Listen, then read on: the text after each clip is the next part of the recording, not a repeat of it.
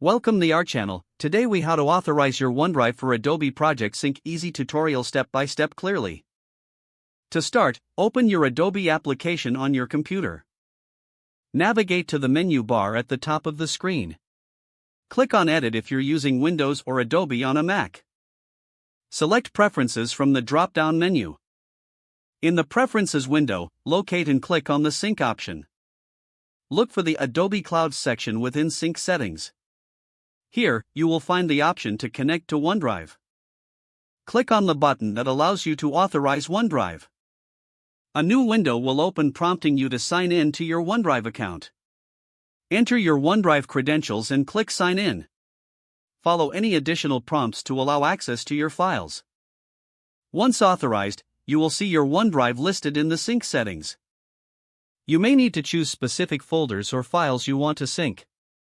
After selecting, click OK to confirm your choices.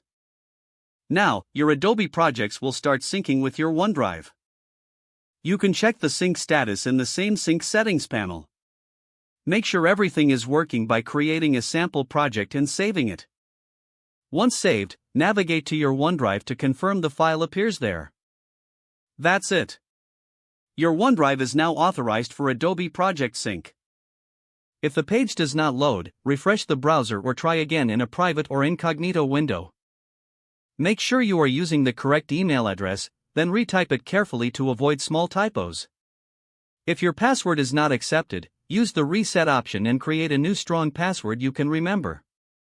Check your spam folder for verification or security emails, then complete any requested confirmation steps. Enable two-factor authentication if available to improve account security and reduce unauthorized access risk. After signing in, review your profile details so your contact information and settings are accurate and current. If you see an error message, note it down and try again after restarting your device and internet connection. Log out when you finish, especially on shared devices, to keep your account and payment information secure. If the page does not load, refresh the browser or try again in a private or incognito window. Don't forget to like this video and subscribe to our channel for more step-by-step tech guides.